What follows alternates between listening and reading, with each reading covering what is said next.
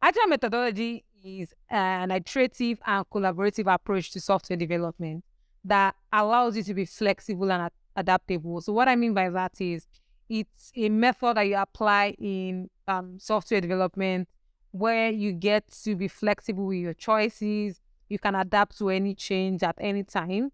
And it relies so much on your cross-functional teams to deliver products. So basically you work with several people to actually deliver the ideas that you're working on. You actually now build in small pieces. You don't build as a whole, you build in small increments of releasable products. What I mean by that is when you're building, you don't just go from start to finish and then dump the project and then move on to the next project. You basically build small by small. So say today you're building a particular feature for like our case study, for example, I'm building a particular feature that allows people to rate users. That's an implementation. So once you build that like in as a single like body of development. You don't have to like build every part of the product at once. So that's what Agile methodology does for you. And some types of Agile methodologies include I have Scrum, we have Kanban, we have Lean, and it has its own. Each of these methodologies have its own set of principles and processes and tools. Now, what exactly is Agile methodology? Why did it start, and where exactly did they come from? It is basically a framework that has evolved over the past few decades, and it can be traced back to the 1990s when software developers were looking for ways to improve their development process.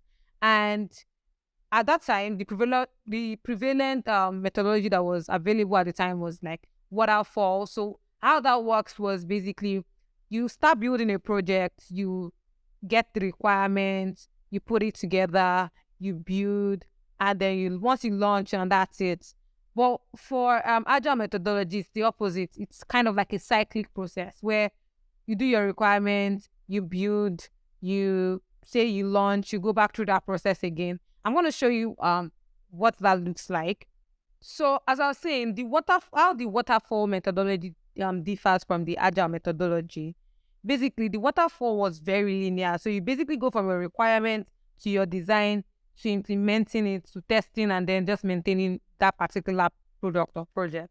While for Agile, you go in a more cyclic format where you go from your backlog, you analyze it, you define, you design, you test, you deploy, and then you go back to the backlog, analyze, define, design, test, deploy, and you keep going back, meaning you build in small chunks of product. So for example, imagine you're building a house and you go through the waterfall technique. So basically, you have your design, say your architectural designs, and you build it to specifications, and that's just it. And then at the end of the project, you call the owner of the house and say, okay, we are done building your project and all that.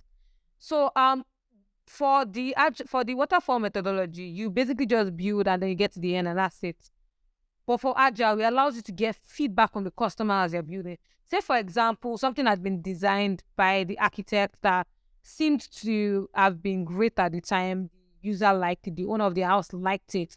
And while they were building, he discovered that it wasn't fitting into what he thought that design would look like in his head. And then he makes a complaint and then that thing is torn down and then it was changed. But imagine if the entire house has been built and then the owner of the house decided that, you know what, I don't like how the door frame is, or I don't like how this pillar is placed. And then you have to tear down the whole house just to fix that, or basically not be able to fix that problem because, of course, it's now set in stone. You cannot move it. So this is how, the Agile methodology, how I put it, is superior to the waterfall methodology because it allows for flexibility.